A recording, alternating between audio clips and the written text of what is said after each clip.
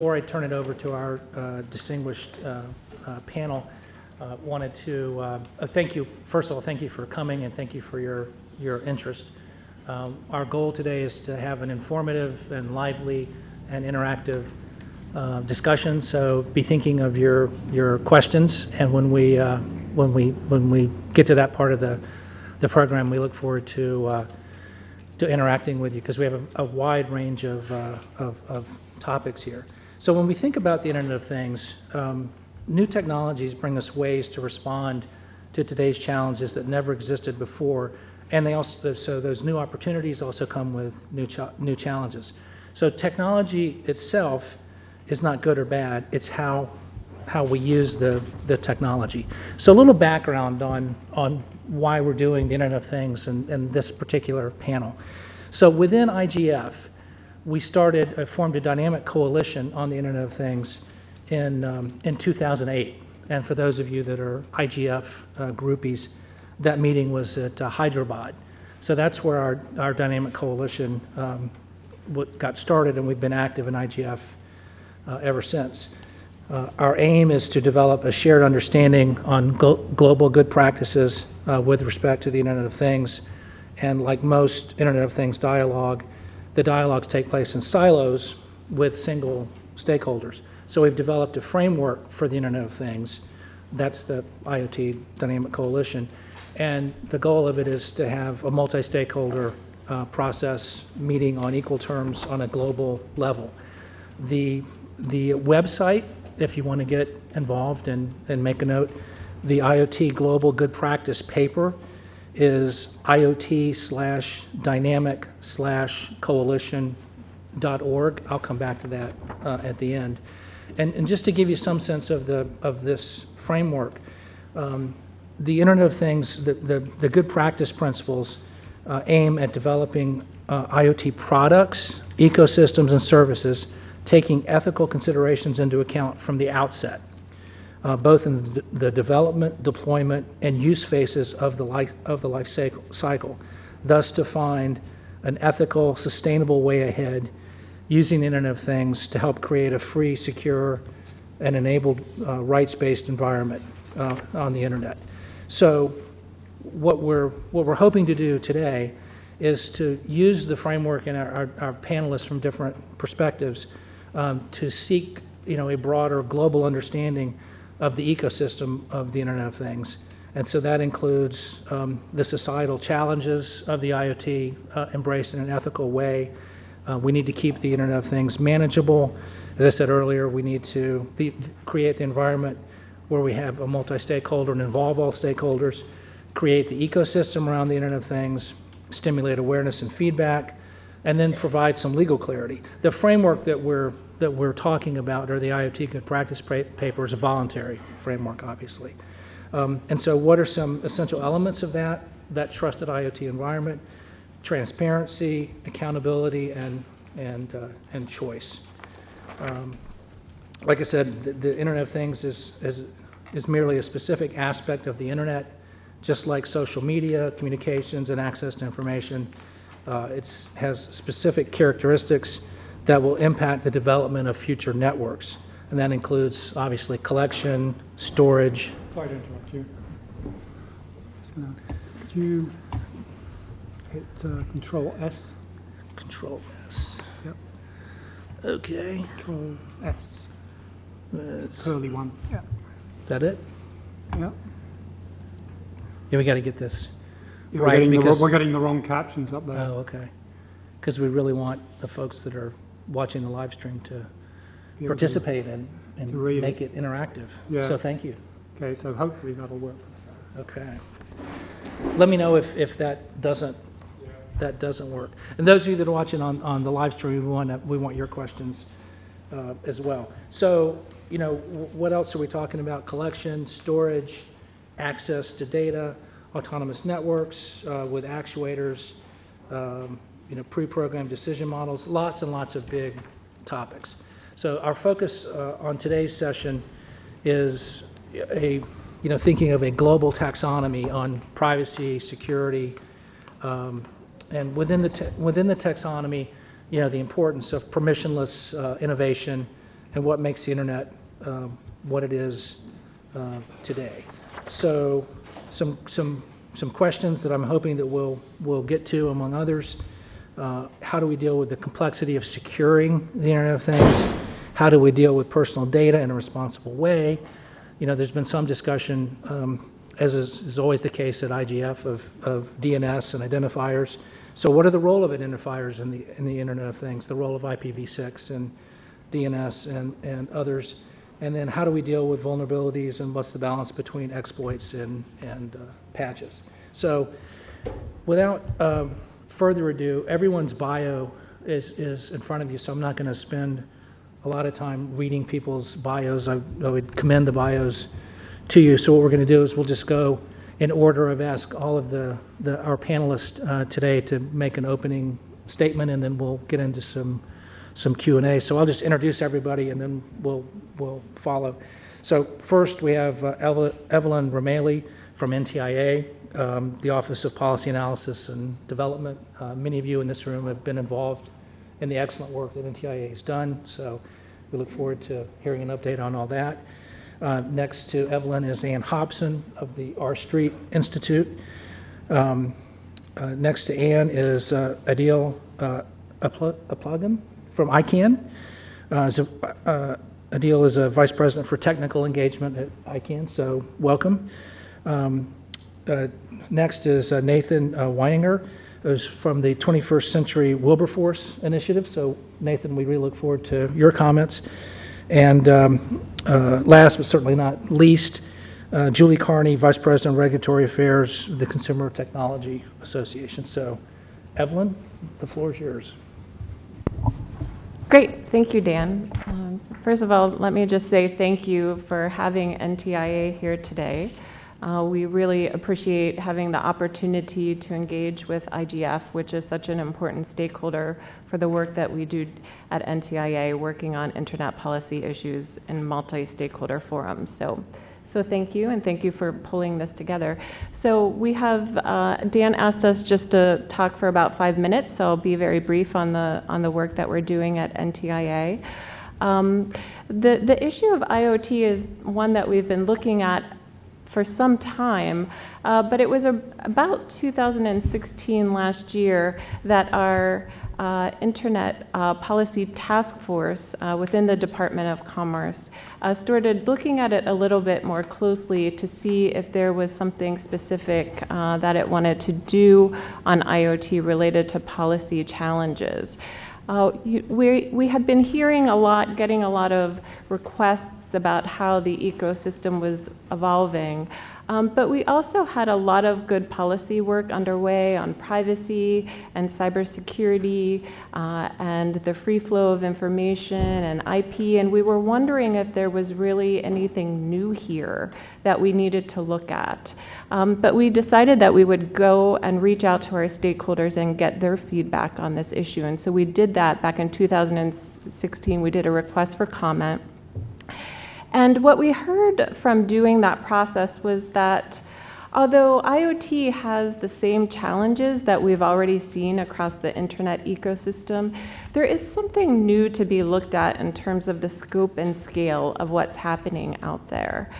So with that, we pulled the comments together and did some internal analysis. And like we do with many of our topics in the IPTF, we published a green paper on IoT in January of this year, looking at how the Department of Commerce could continue to advance the Internet of Things environment. We then put that paper out for comment again and received comments back in March, which gave us some very good feedback on the direction that we're heading. Some of the highlights from that green paper, Commerce set forth just a preliminary strategy. We really felt that we needed to focus on building out infrastructure in the IoT environment, balancing policy, continuing to promote industry-led standards, and also encouraging markets and doing that by ways that the Department of Commerce could be a buyer itself in this area and a user of these new technologies, but also things that we could do on an international scale, encouraging the uptake of these new technologies. So one thing that we also found in doing the analysis was that there are so many similarities between the foundational work when the internet was just being launched back in the early days. Back at that time, the US government, and with Department of Commerce in the lead, really had this approach of wanting to let the market lead, and also even back then to take this multi-stakeholder approach of involving civil society, technologists, industry, in helping to set the policy for this environment. And in looking at IoT, we really saw, and from the feedback from our stakeholders, that that same process of letting the market grow, evolve, putting innovation first, letting some of the new entrants get a foothold in the marketplace, before having government rush in to solve policy challenges, to let the multi-stakeholder community look at themselves, how they might solve problems, was the best way to go again. So when you look at the green paper, it puts forth that same model of let's work as a multi-stakeholder community to address the public policy challenges that are emerging in this environment. We set forth a set of principles that you'll recognize, very similar to principles that we've had related to the internet and e-commerce as well, related to inclusiveness and openness and security and stability. So one thing that we did hear very much in terms of the green paper was that security, though, was very important. This is an area that we should look at more closely. So in July of last year, we announced that we would be convening a multi-stakeholder process that particularly drilled down into IoT patchability. We heard that that was an area that required cross-sector coordination. So we launched that process, held our first meeting in Austin in October, and we've been convening that process since then. Just last week, in fact, that group, that multi-stakeholder group, which has 4 working groups underway, came to consensus on a document that is looking at how manufacturers of consumer devices in the IoT ecosystem can give notice to consumers about what type of patching and upgradability they use in their products. So this group spent a lot of time pulling this work together, again, across sectors. They came up with 3 main areas of focus: letting consumers know if the product can be upgraded, letting them know how to do that, and letting them know the duration of when they will receive upgrades. The 3 other working groups are underway as well on standards and capabilities and barriers in this marketplace, and they hope to report out their work in September. One of the critical things about this work is that in November of last year, too, we started to receive even more emphasis on the security aspects of IoT after the Mirai botnet, of course. And one of the things that our multi-stakeholder process has also launched us into is the work that's underway USG-wide on the cybersecurity executive order. The Department of Commerce is leading one of the main tasks on that is related to combating botnets and automated distributed attacks.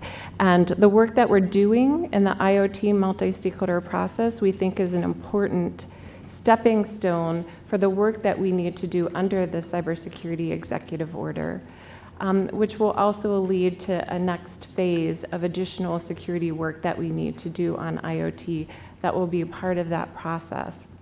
We actually have a request for comment out right now that's looking at many of these issues that's related to the executive order work. The closing date is this Friday, and we hope folks will give us some really good feedback and guidance on what direction we can take this initiative further. Thank you. Great. Can I ask you a question since we're here? When do you, on the botnet project and the executive order, what's your reporting date? So you said the RFC, the request for comment closes on Friday, which is very helpful for folks to know. Yeah. But then when's the action required? Sure. So we were actually very lucky for this task. Most of the tasks on the executive order have a 90-day reporting period. For the botnet initiative, we actually worked really closely to make sure that we could do this as an open and transparent process with the multi-stakeholder community. So we were provided a year timeline to complete this task. What we're looking to do is build a roadmap. We don't think we can solve, obviously, the IoT security problem and the botnet problem in 1 year, but we're looking to build a roadmap of a partnership that government and industry can do together to move this issue forward. The first interim draft of that is due the first week of January, and the final report is due May 11th, 2018. Great, thank you. Thanks, Evelyn. Ann? Yeah. Thank you, Dan, for organizing this panel. So my work on Archery is primarily focused on the cybersecurity challenge within the Internet of Things. So just to start off, what is the Internet of Things? It basically is this array of interconnected devices. So we all have one that we use to call our moms on, right next to us right now. And so according to Hewlett-Packard, at least 70% of these things, of which there are over 8 billion, are actually have at least one security vulnerability. So I'll give you an example. Yesterday, my fiance clicked on a malicious link, and then he had to factory reset his phone. We lost some very valuable cat videos. I have a cat named, yeah, it's no good. I have a cat named Chairman Meow, and so they were pretty entertaining.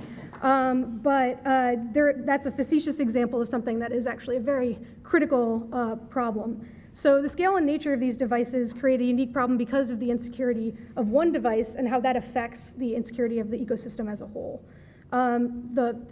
Just so you know, my goal here in this, in what the speech that I'm giving here, is that I want you to understand that it's a distributed problem, and that distributed problem will require a distributed solution by many, many stakeholders, which Evelyn mentioned. So I was very excited to see the word holistic in the title of this panel. First, because it recognizes this complex global nature of the problem. And in the same way, for example, as IoT devices abroad can result in a DDoS attack that renders websites here inaccessible, a policy developed here can affect the entire ecosystem and the ability of companies to innovate and compete. So I want to stress there's no silver bullet solution here, and policymakers should have a level of humility about taking a regulatory action. The threats of today are not the threats of tomorrow, so solutions will have to constantly evolve. And that means that things like design requirements or other forms of hard regulation can potentially do more harm than good. The other reason I was very excited to see the word holistic is because it recognizes that there has to be solutions to device insecurity that come from a variety of stakeholders, many of whom are in this room and on this panel, industry, governments, media, consumers, and civil society. These solutions include things like third-party certification programs. They include product warranties, smart firewalls, cyber insurance, and others, and I hope to get into those later in this panel. So government also has a very important role to play in this space. So NIST and the Department of Commerce released an updated framework for cybersecurity best practices in January that I think is pretty instructive and a good example of how government can help drive the conversation. Evelyn mentioned NTIA's multi-stakeholder process on patchability. So each of these efforts, in my mind, can be these 5% solutions that get us to this healthy level of immunity, and that can create this long-term resiliency effect from attacks. So I want to end with a great quote that I took from the framework developed by IGF's Dynamic Coalition on the Internet of Things, and it encapsulates sort of what I'm thinking about this issue. It states, law alone will not be sufficient to guide reasonable or responsible development of IoT products and services. So this solution will have to be distributed. Policymakers will have to encourage an environment where cybersecurity solutions can continue to emerge. I look forward to discussing more about that policy environment. Thanks. Thanks, Ian. Adil? Thank you, Dan, and thank you for inviting me to the panel. I'll take the IoT issue from a little bit different approach from still the security aspect, but from the unique identifier and the internet infrastructure point of view and the technical aspect of this. When we say Internet of Things, it's not a new internet. It's the same internet that we know today, only that it's evolved toward the edge more than what we have seen so far. That means the network of network is not only network of network at the core, but now it's network of network, a home network as well. What does that mean in terms of how we manage the unique identifier system, for instance? Which impact is that going to have on it?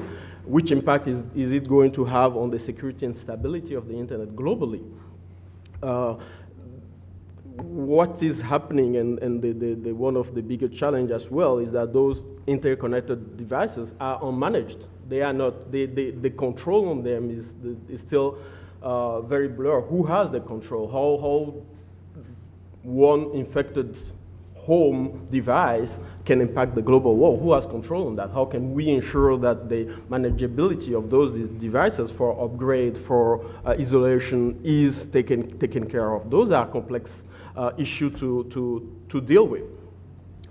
So we have to think about how we can scale the way we have governed the internet till now further to the edge, to a new era where it becomes really ubiquitous. It's everywhere. It's everybody's responsibility. How can we raise awareness of people to understand how the internet works, because they become now active participants to the global network?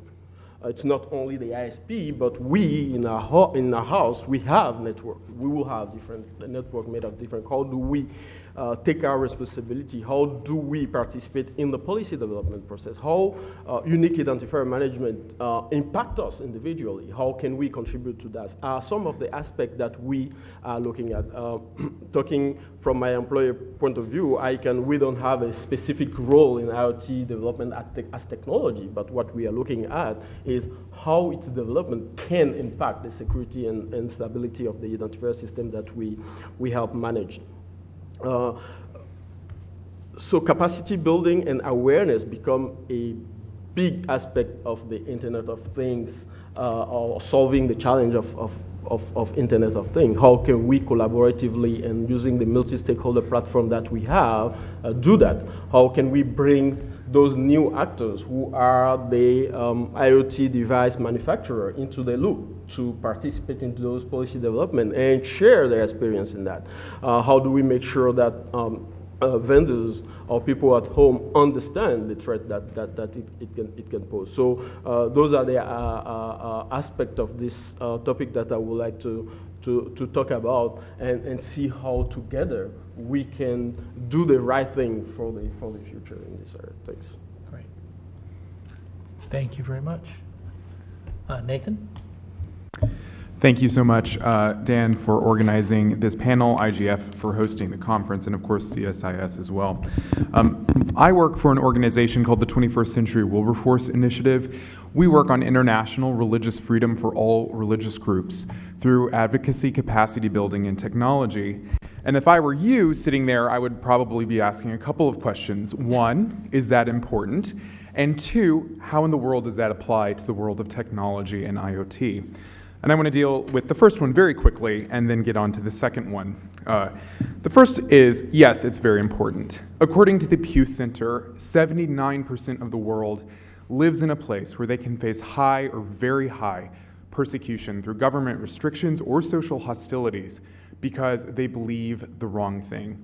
So freedom of religion, freedom of conscience, freedom of belief rights are something that are very salient around the world. And to the second point, technology can both expose vulnerable and marginalized groups, and it can empower them as well. And I want to give you a few examples.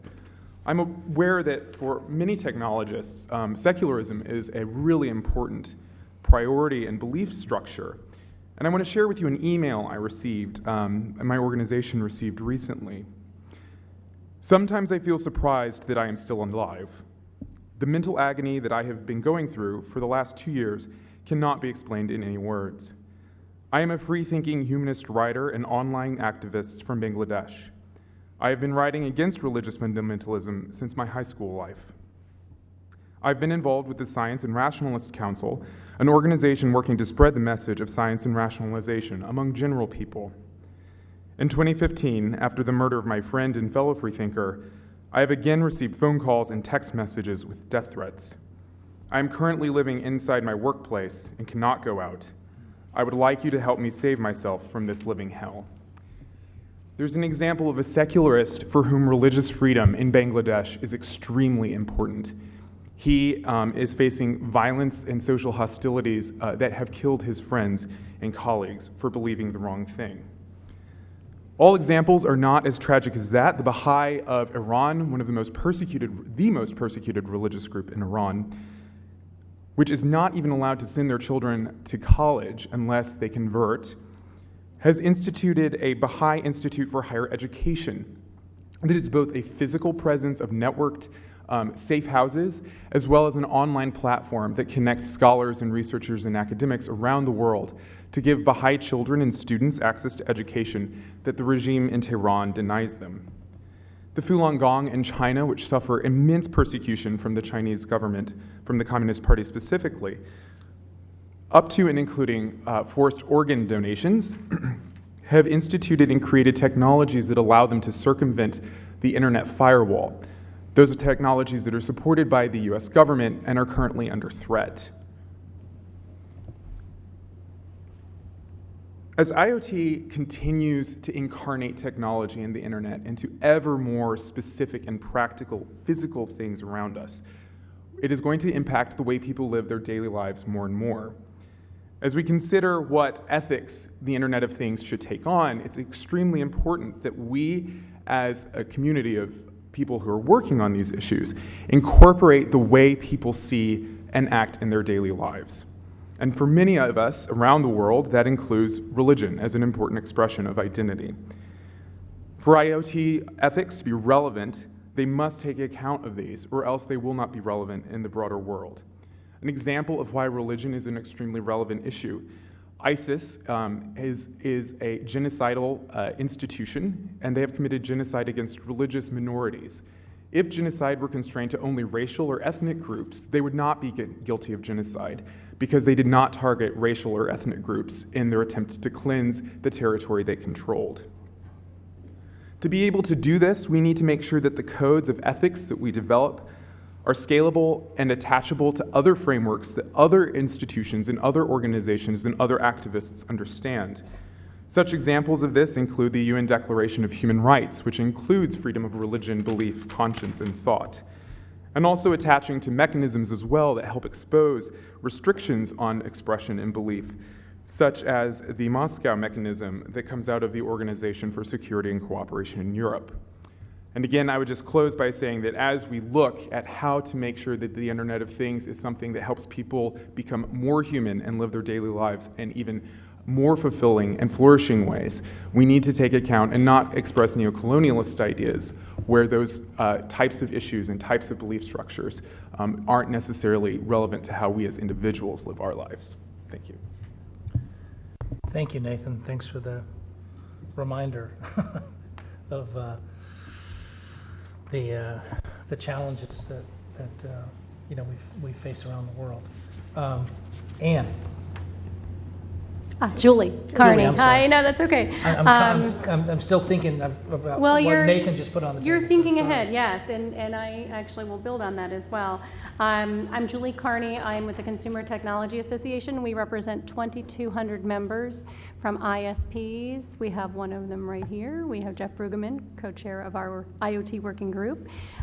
We have retailers, we have auto manufacturers, we have Best Buy and every device manufacturer in the Best Buy, Qualcomm, health devices, and certainly a lot of these member companies are producing and offering IoT devices and services. But I would like to build on what Nathan said because it is so profound. I think when we're addressing the IoT and we're looking at what government and industry can do, the fundamental premise of IoT is to make lives better. Interconnected devices are doing that. And as we're working with our government counterparts, we need to look at ways to ensure that hackers are not violating the trust that manufacturers, ISPs that our government has built around the IoT. So really, we have the twin goals of promoting consumer confidence and trust and preserving the maximum ability to innovate and to express oneself. I wanted to just give a quick, these are my favorite things to do at these panels, is to talk about, IoT changing lives for the better, including freedom of expression. They allow us to modernize our homes. You can monitor your home if you have seniors living there who want to continue to live independently, or know when your child is coming home from school, or if a pet has escaped, or in your case, if your cat has left the video monitor.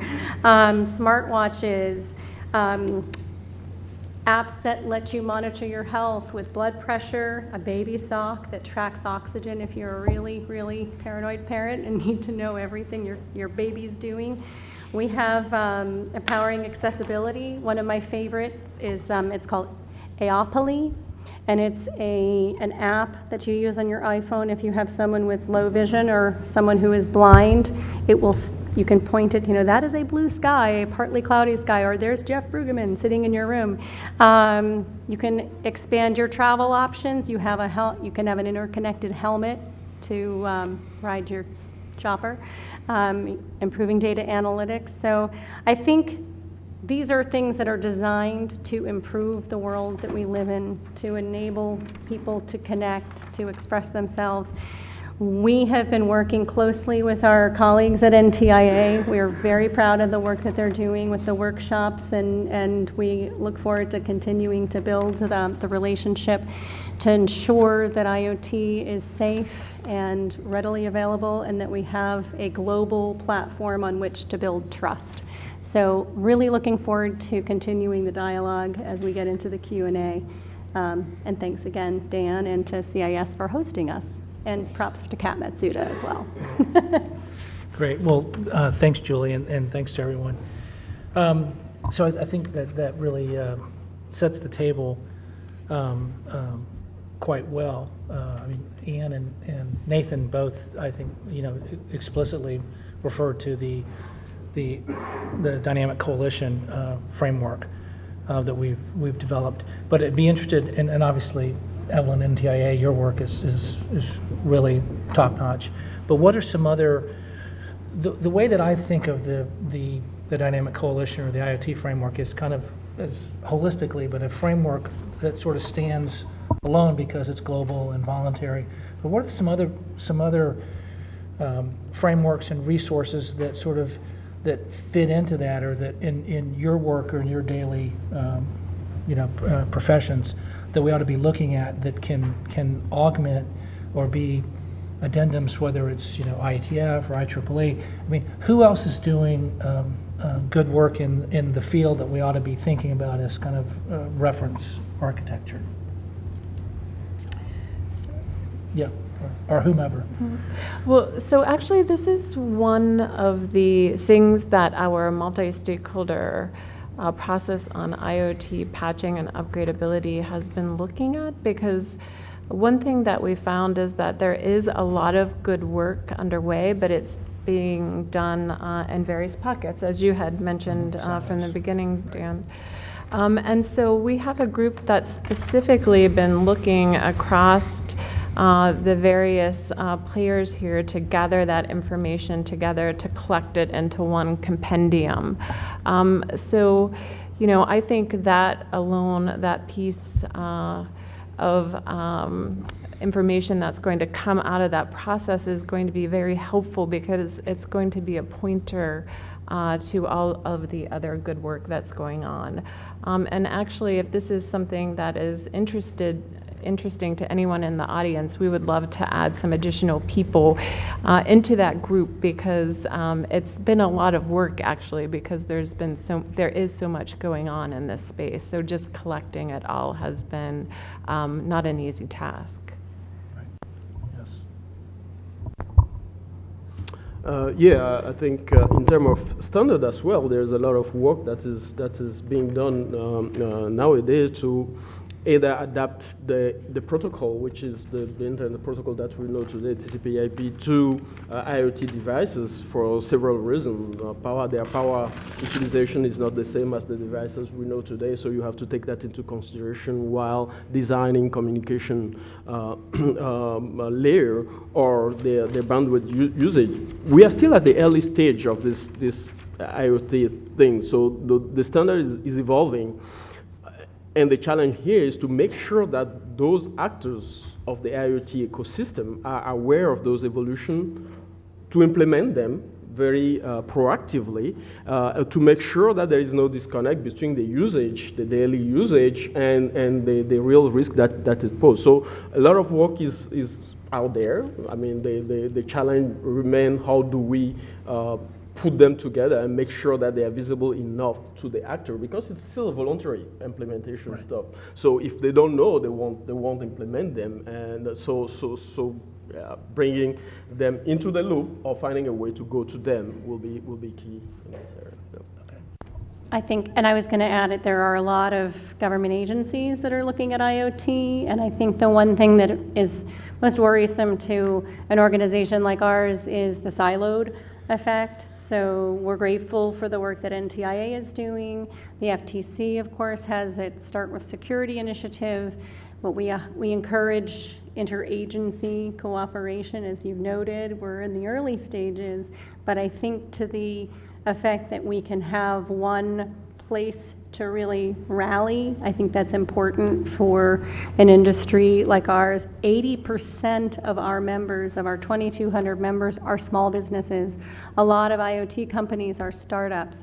And if you have sort of a siloed approach, a lot of these companies have a difficult time knowing where to go. So from our perspective, the work that's happening now that DOC is really taking an important lead on, that's important to our membership, so that's why we're very excited to be a part of it. CTA is an ANSI accredited standards organization, so we are working on standards, securing connected devices for consumers in the home, and we've got other initiatives that are going on, consumer education on securing your networks, and we firmly believe that security by design is really important, that you have to go through the entire, it's not just in the designers, but you're starting sort of from the top down to ensure that you've got security built into the entire product and network.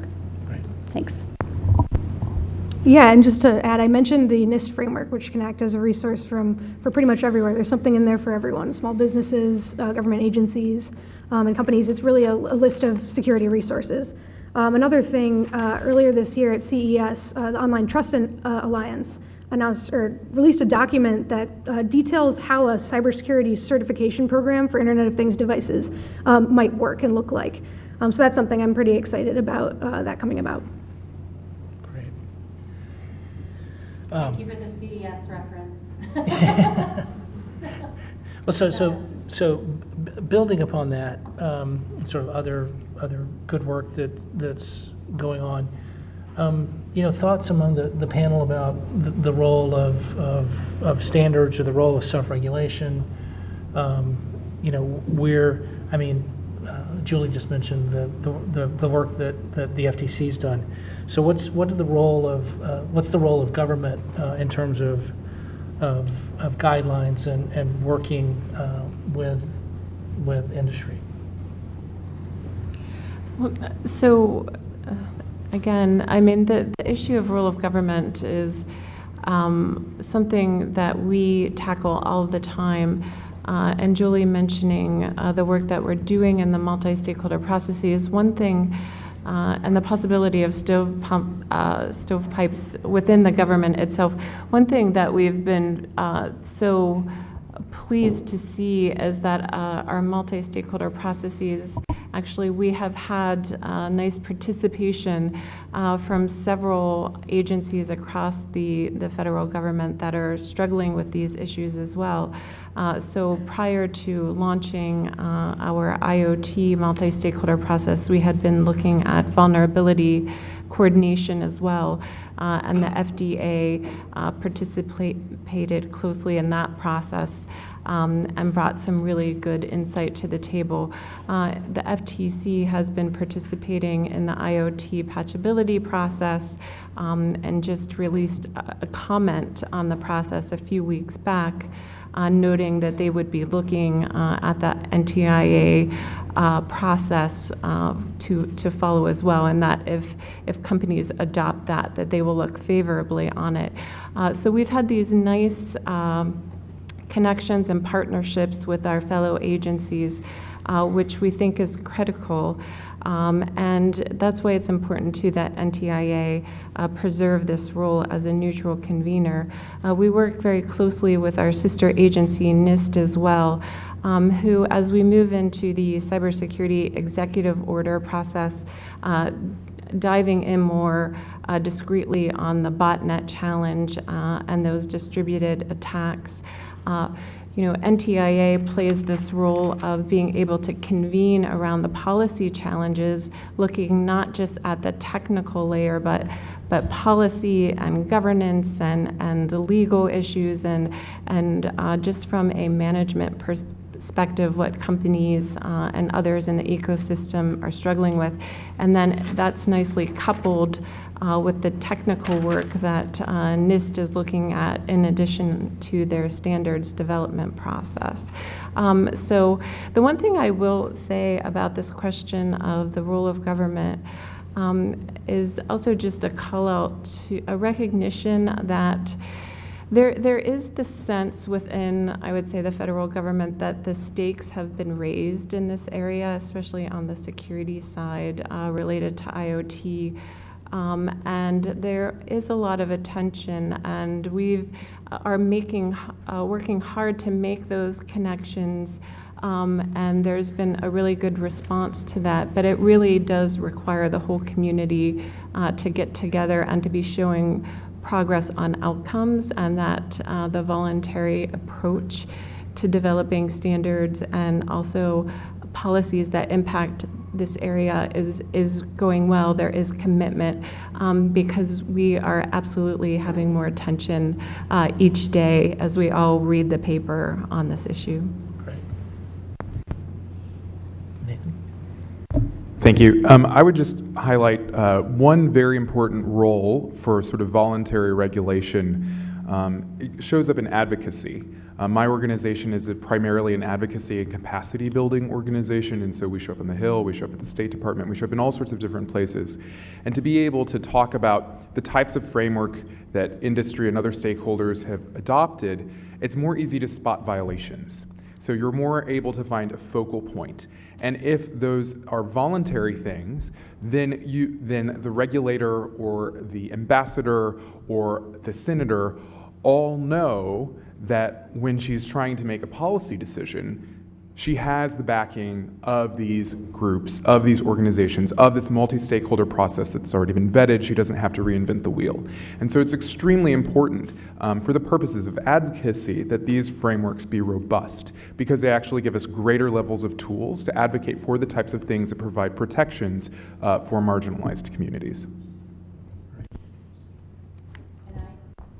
And I would add government agencies play a critical role in that it's a symbiotic relationship with industry. So the Pentagon last year had its first bug bounty program that you probably are aware of to identify security problems. Was it last year or the year before? They identified over 100 security flaws with cooperation from industry. The Navy commissioned its own program on hack an aircraft carrier, as you're familiar with, and NASA had a hack an asteroid.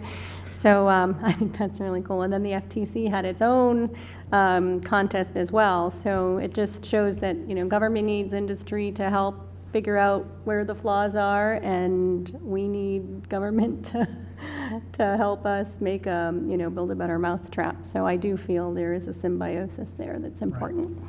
Please. Yes, and I think one of the challenge here as well is about, as you mentioned, the role of government. Because IoT will impact everybody's life, there will be more pressure from people to want government to kind of regulate, to make sure, to protect them. And that's where it's very important for the industry, for the multi-stakeholder model, to make sure that, people who will be impacted understand how these things are voluntary and based on a multi-stakeholder consensus, global consensus base. And they can influence the process by participating, by engaging into the process, so that their need and their concern is taken into consideration, because regulation alone cannot solve this complex issue. Engaging the industry, the government, the end users is key, and everybody's participation will be important. So it's an holistic approach in that sense as well. Right. Yeah, so I advocate for sort of a light touch regulatory approach in cybersecurity as opposed to heavy-handed. So I'll give you an example of heavy-handed, just so we know what we're talking about. So there's a California bill that was put out this year called the Teddy Bears and Toasters Act. That's not the actual name, but it's the one that we use. And it basically required that there be an indicator to show when the device is recording information. Now, if you think of the wide swath of Internet of Things devices, that pretty much means that you have to put a little light on basically every device that exists. It also did a thing where it required there be a piece of paper that tells you where you can get security information that is included at point of sale, which I assure you I would never read, and I don't think that many other people would either.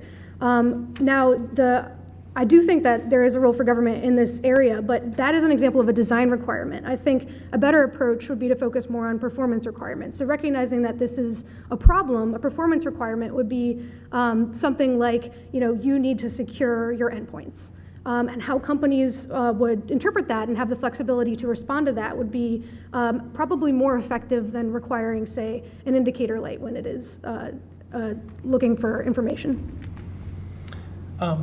Well, thanks for that.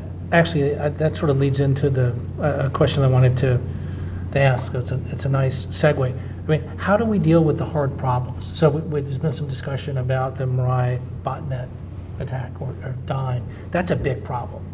How do we deal with those, with the exploits and vulnerabilities? So you just mentioned needing to secure endpoints, but do we need some sort of minimum standards, or how are we going to go about securing the Internet of Things? Well, I'll tell you in May when our report is finalized. Okay. No, Next year, 2018. That's right. We'll be back next year. No, this is obviously a big problem, and that's why it's a focus of the executive order to look at this issue. And I don't think there's one solution. Again, it has to be a solution that the ecosystem, a federated approach where there's no silver bullet. We all have to work together on this. And mapping that out is not easy. One thing that we found already walking into this process, we held, in addition to the request for comment that is out, we had a workshop out at NIST on this issue. And, there are a lot of good things and solutions out there that are effective. One of the problems is adoption and awareness. For some companies, they have various barriers, be they financial or something else. And so one thing that we've been trying to do as part of the process is, have that collection of things that we know about that if they were adopted would be making the environment more secure, but also identifying what the barriers are to more wide adoption and seeing if there are things that we can do to work on those problems as well. So it's going to be a process, and that is what we are trying to do as part of this tasking, is to get together the good ideas to determine what governance structures we might need to put in place to bring the right people together. There's no one side of the ecosystem that's going to solve this. It's not just going to be ISPs. It's not just going to be the small manufacturers doing something different. It's not government coming in and, trying to shut down all the botnets or something. It really needs to be all the players coming together, and that's what we're hoping that our report can get to, what that roadmap will look like and how we can work together to make the progress needed. Great. That's outstanding. That's probably, I mean, among the best answers I have ever heard anyone in government ever give. So, I mean, it was just music, I think music to most people's ears, but others? We're giving you a virtual high five.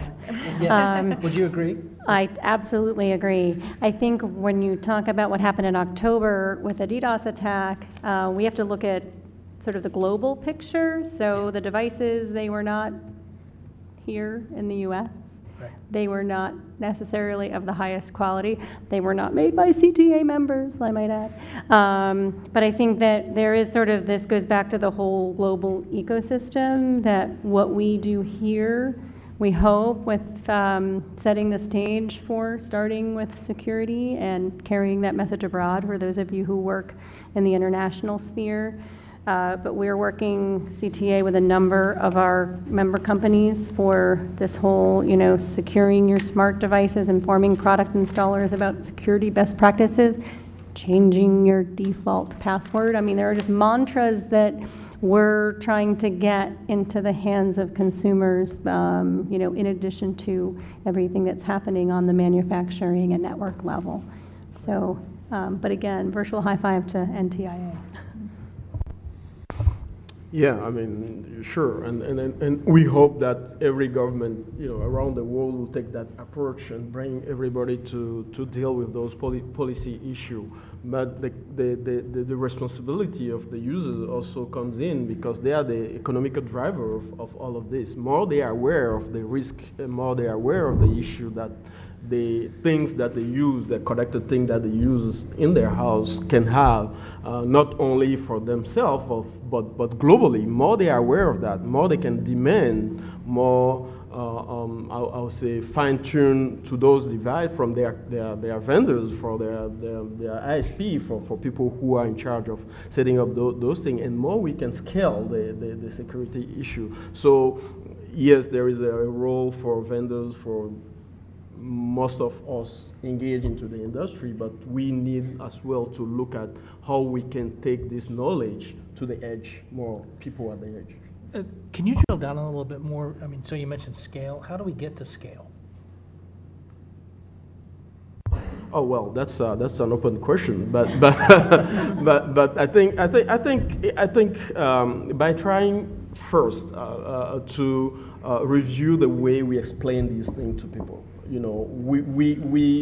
Security is something that we deal with every day in our physical life.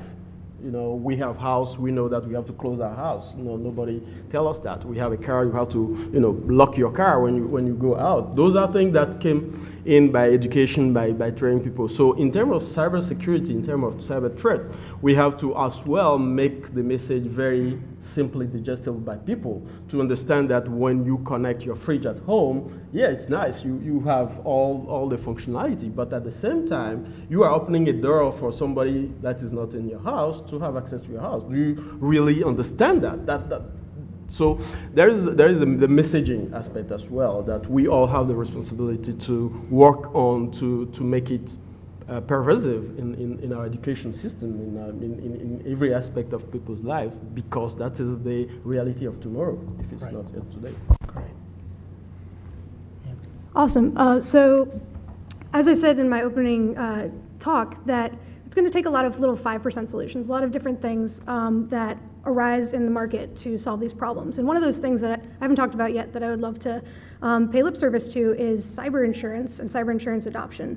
So cyber insurance is a private market mechanism that aligns risks in ways that, and aligns incentives in ways that a lot of these other solutions don't. So one of the things it does is it requires a risk assessment from companies that are trying to get a cyber insurance policy. And that risk assessment often includes baseline standards. And it often requires these companies to have good cybersecurity hygiene in place. And so if you do have that good hygiene, you get lower premiums. So right now, insurance uptake in the manufacturing sector is still pretty low. Health and financial services are pretty high. It's like an 80% mark. And how we get from manufacturing, which is roughly 5%, to 80% is, I think, going to take some efforts from all sides. So one of the things I advocate for in a paper is government actually looking to its vendors and having them basically have a financial responsibility requirement for those vendors, looking to demonstrate that they will be able to survive an attack and not, therefore, not charge the end taxpayer at the end of the day. So that's something that a little teeny step that can be taken to increase cyber insurance adoption, which will have those secondary effects of increasing cybersecurity in the ecosystem as a whole. Great. And while we're on it, any other thoughts among the panel about the issue that Ann just raised? I mean, cybersecurity or insurance, managing risk? We could spend the I rest of love the the, afternoon it's talking the, about this. it's the, if you build it, they will come. I think, I won't opine on the necessity, but I think it's, I think it's an interesting idea. Maybe that'll be my next career. Cyber broker. Yeah, and I'll just say from our perspective, I mean, it's certainly something that I think there's so much interest in, and it's proven really hard. But I think there is, support for just continuing to try to make it become something that will be something that we rely on. It's going to keep taking incremental steps, and hopefully we can keep doing those. Just something on scalability of this. I think it's important to remember the sort of vulnerabilities that have developed in the internet generally kind of come out of a very particular history and a very particular way of building the internet and a very particular way of building the protocols. And those happened within highly segmented spaces. So multicultural, very important, but multilateral approaches are important. But now we have a bit of an advantage as we move forward, and that advantage is now everyone is invested in technology. Because of the fact that everyone is invested in technology, from young children to grandparents. I mean, my 80-year-old grandfather uses dating apps on his iPad. So everyone is invested in technology. Yeah. And I think it's extremely important to be able to think about, okay, if we're going to work on security, how do we leverage the fact that technology is now broadly democratized? That is a very different set of scenarios than we were doing when people were first sending the first email, and people were looking at it like, well, why would I use this? I'm just going to run the memo down the hall. So it's a very different setting, it's a very different environment, and I think that should be, as scale is taken into account, reflecting on what is similar and different within those two environments is important. That's a great point. I'm going to come back to you, Nathan. In your opening, you mentioned the UN Declaration of Human Rights, and you also mentioned the OSCE, the Helsinki Commission. Do you think? How do those protocols, that are already in existence, how do they apply to the Internet of Things? If I can back up and just give one example about why this is important in a different sector, so that maybe we can sort of look at it from an outside perspective. In a previous life, I worked on healthcare, health projects with the United States Agency of International Development.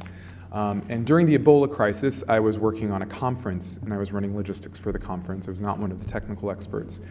At the end of the conference, we had people from health ministries from various African countries that were not yet then affected with Ebola, World Health Organization experts, CDC experts, all talking about how to confront Ebola. At the end of the conference, everybody's sort of, on a post-conference high and very excited, and we're standing around in the lobby, and it comes up that somebody says, well, what about funerary rights?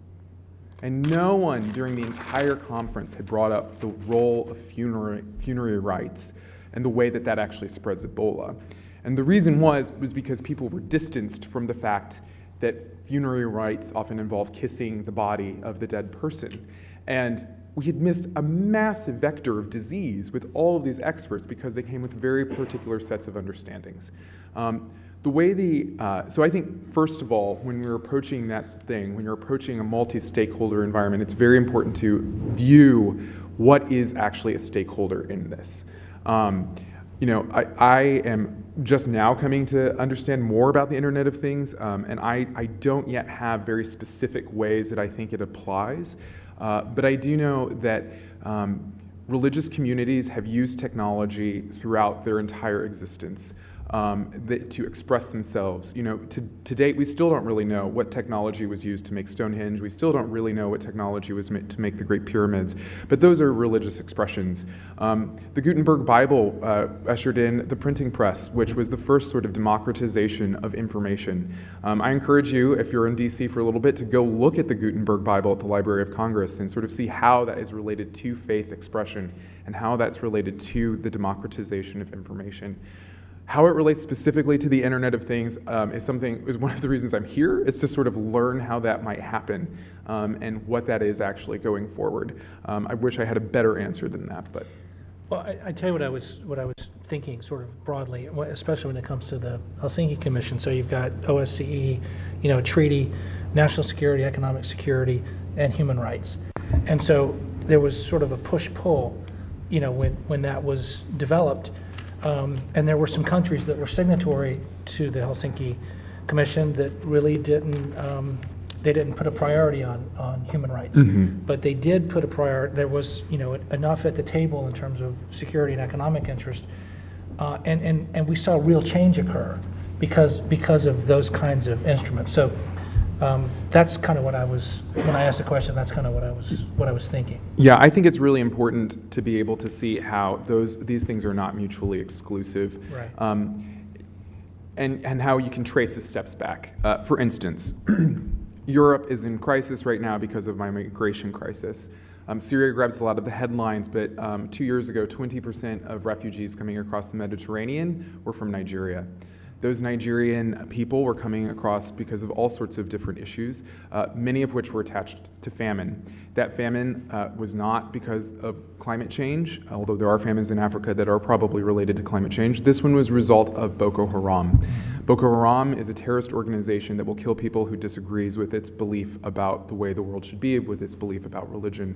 And so you can see how these different the sort of belief structures are actually impacting national security issues. They're impacting policy procedures. They're impacting domestic policy within Europe. Right now, the balance of power is shifting in the European Union to France, partially because Angela Merkel is weakened. So it's extremely important that people who are concerned about national security, who are concerned about economic growth, these things are related to expression issues, growth issues, being able to be secure in your person, despite you maybe not having the preferred religious belief in a country, enables you to go out and be a good business leader, and enables you to go out and get a good education. These are attached to education issues. These are attached to security issues. And so it's very important that people who show up to the table on those various platforms are aware, or at least able to open up the space for them to be relevant. Great, thanks. Well, I'd like to be able to take some questions from the audience, but before we do that, do we have any questions from the live stream? Anything come in? Okay, good.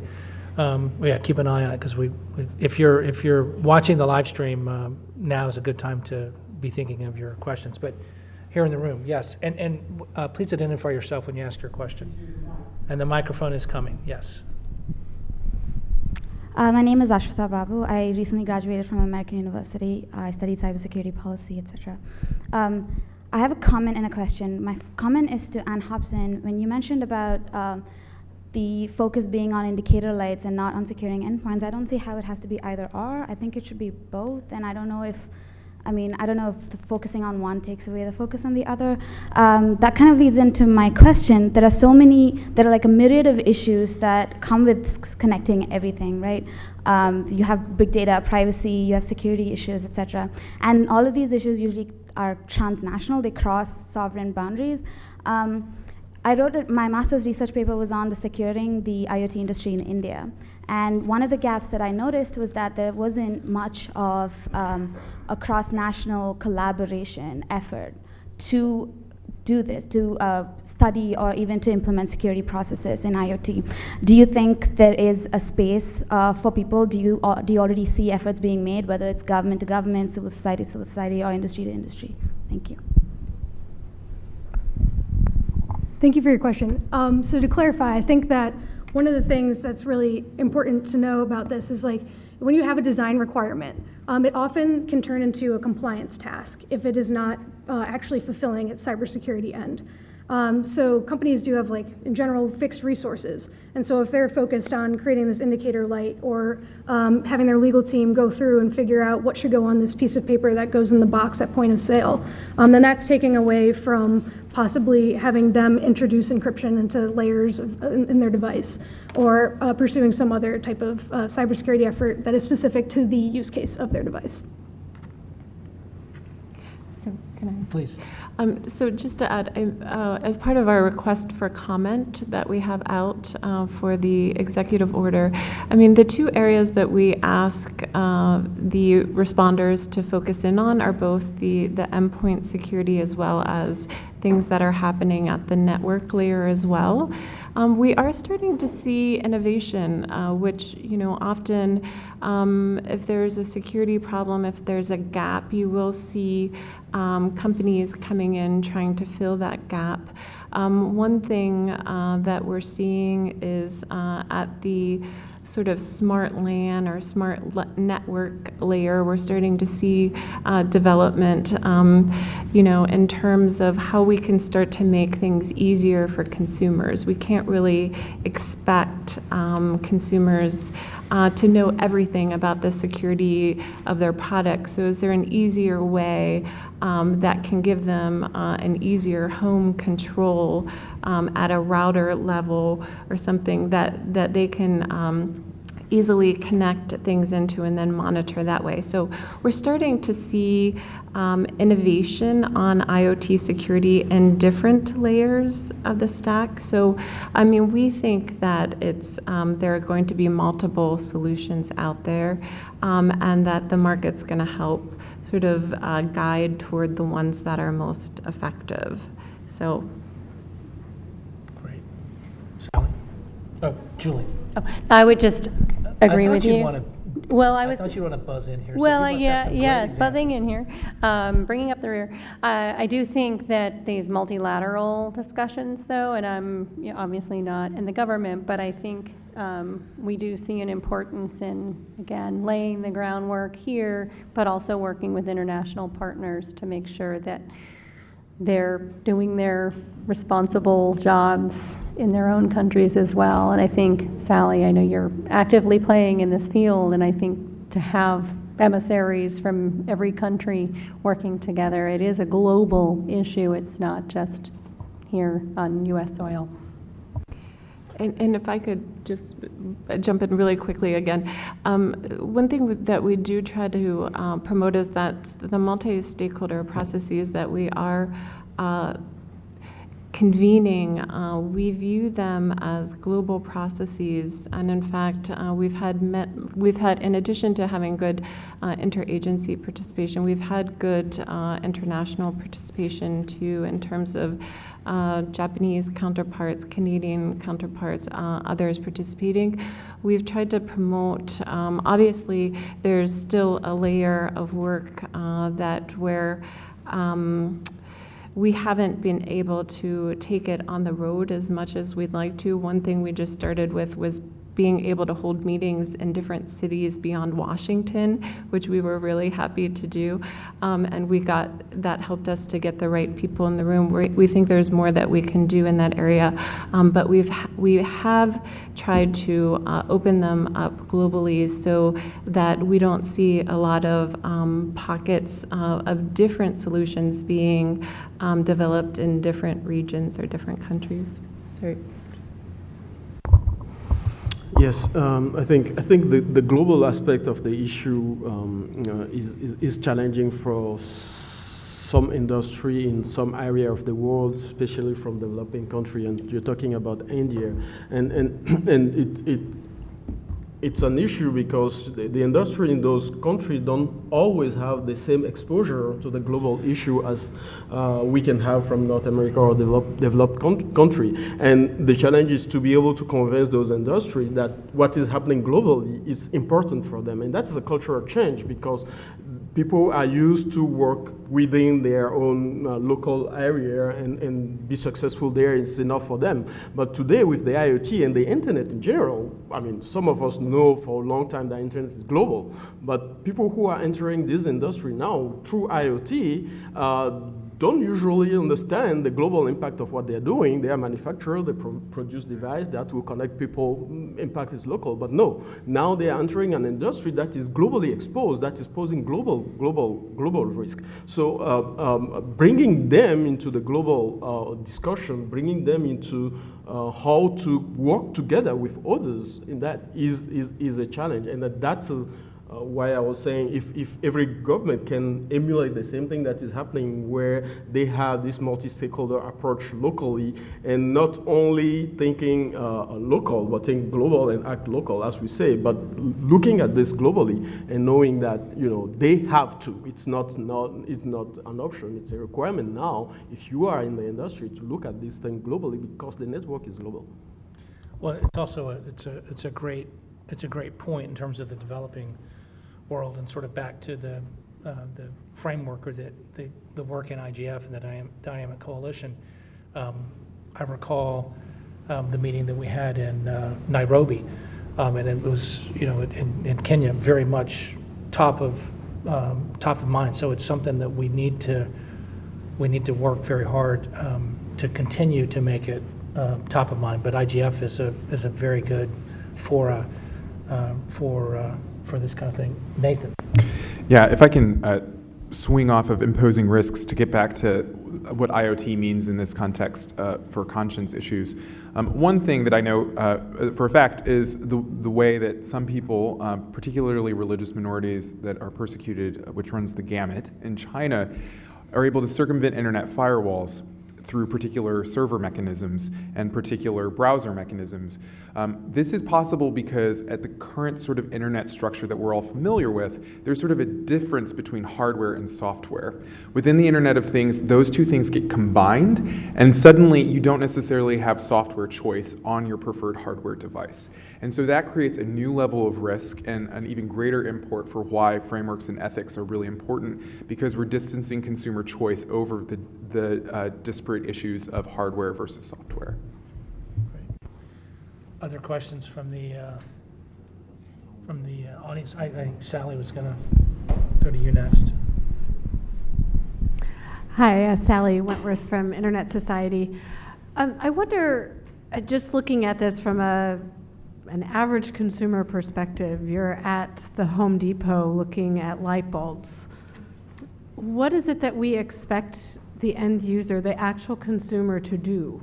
At what point do the consumer groups get brought into these discussions? We hear a lot from manufacturers, we hear a lot from service providers, but when it is my mother at Home Depot looking at a range of light bulbs, some of which now are going to cost her $45 or whatever, how do we empower consumers to make the right kinds of decisions, understand what kind of data is being collected about them with each one of these choices, how that data is being transferred to whom, is it secure?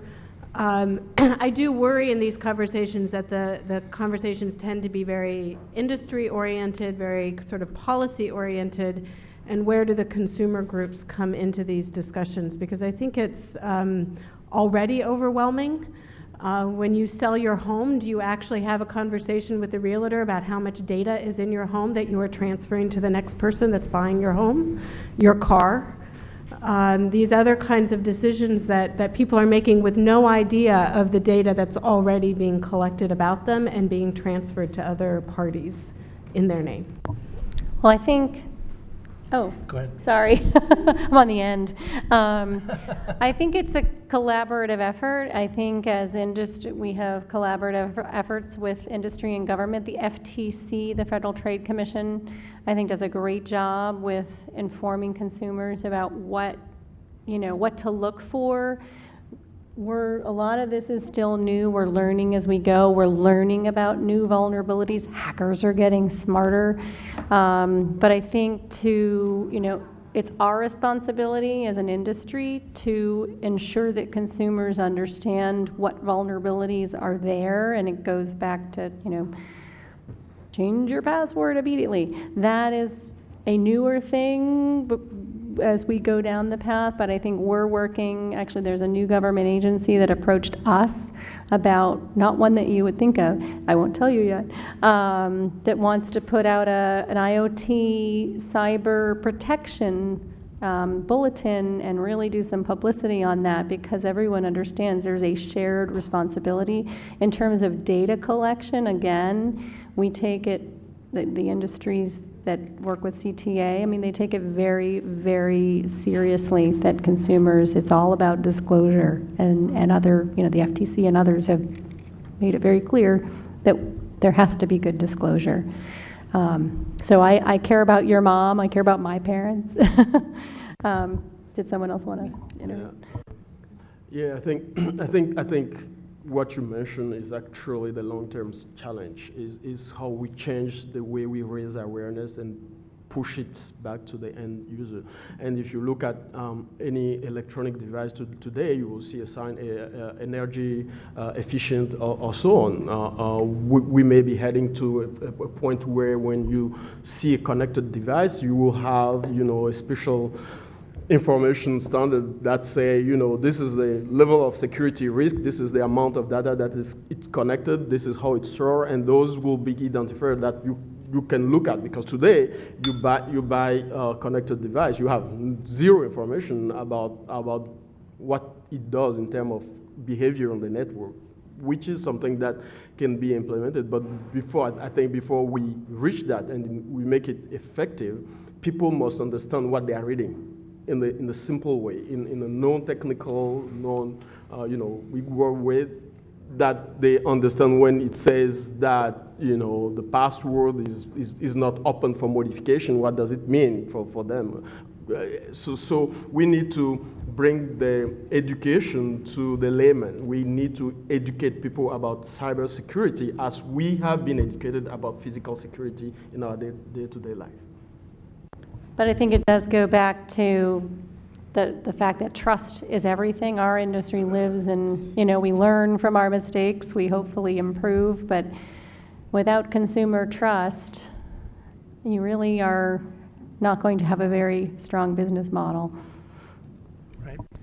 Well, and I know we've done this panel in the past here at IGF USA and the PAY.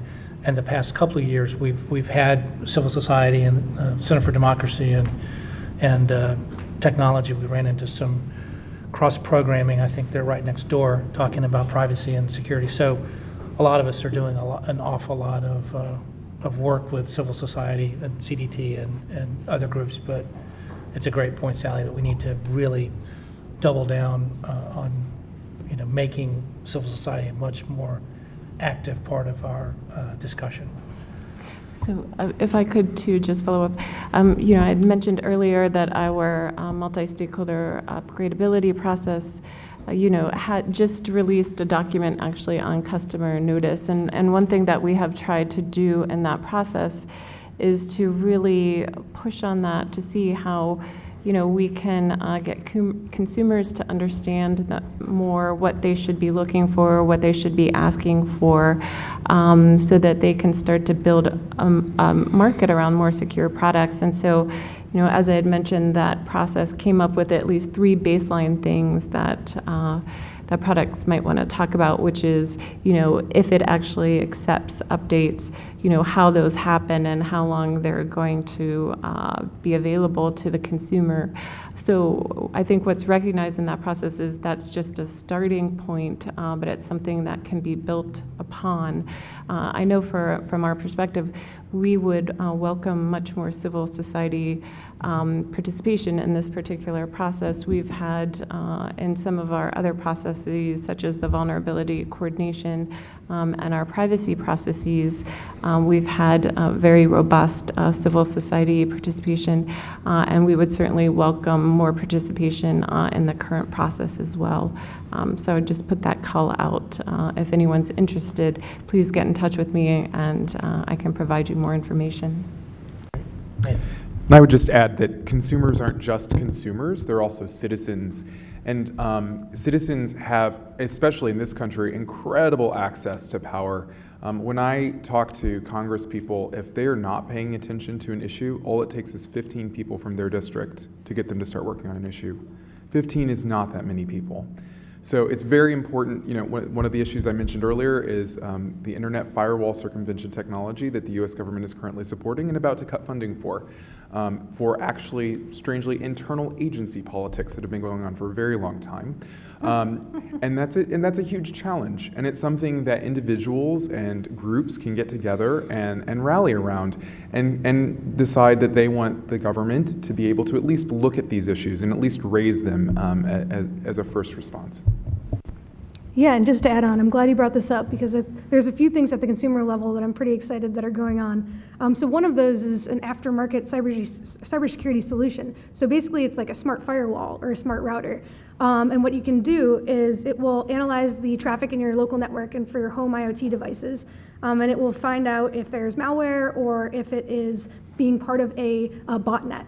And that can be very valuable information for consumers. It's not a perfect solution, and it makes mistakes and that kind of thing. But at this base level for consumers, there really isn't a whole ton out there yet, and it's coming. So another thing is Underwriters Labs has introduced their sort of ratings for products based on cybersecurity. So that information can be available for consumers too, to make decisions on the margin about whether they want insecure versus secure prices or products. Yeah. And Consumer Reports is actually looking into this as well now. So there's starting to be more activity that we're seeing to inform consumers in a way that that resonates with them and that is a little bit more easy to follow than expecting them to have very in-depth technical knowledge. Right. Any other questions from the audience, or are you all questioned out? Yes, please. I'm panelist, but I'm allowed to ask questions, right? Yes. Yeah, I mean, we talk a lot about the consumer side of things, but one technical aspect of IoT, which also is part of the risk, is the interoperability of the different devices.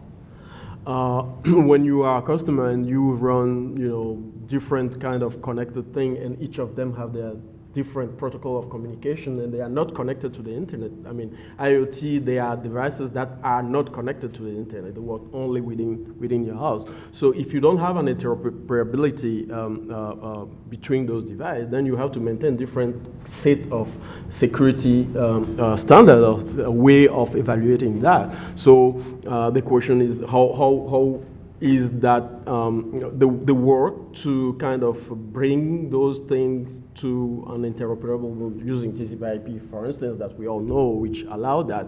The work that is being done to make that easy, because more it is interoperable, more it will be easy for people who are managing them to have clarity on how to maintain them as well. Okay, great, a great point.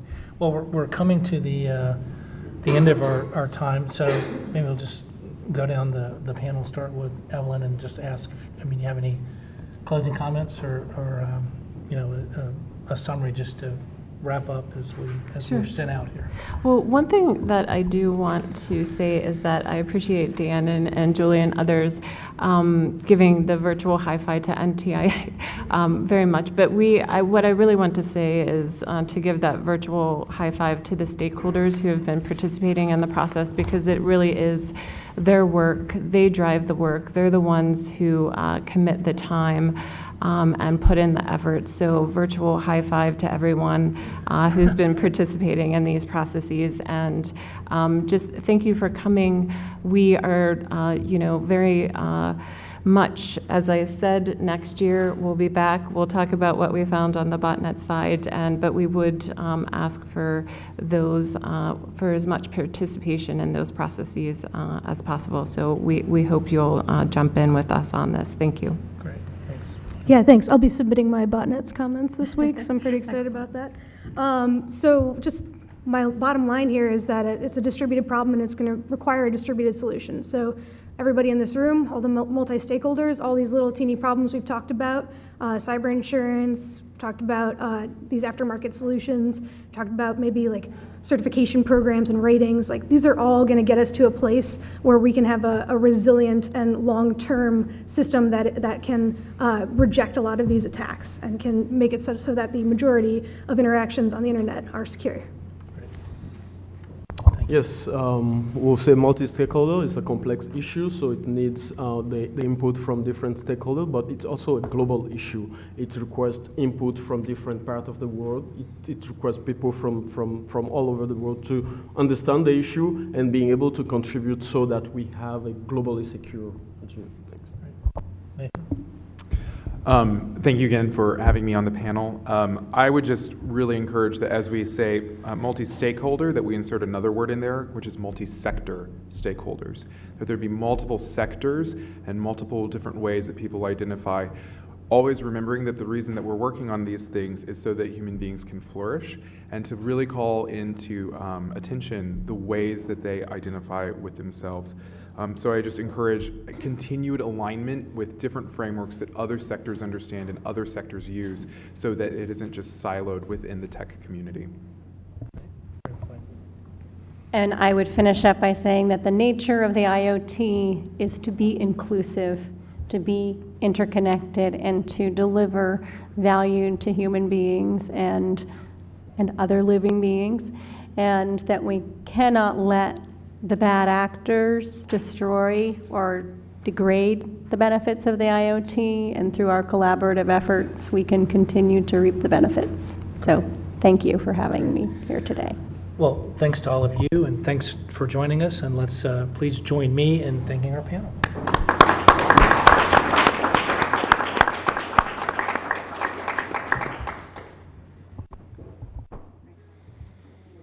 It was really good.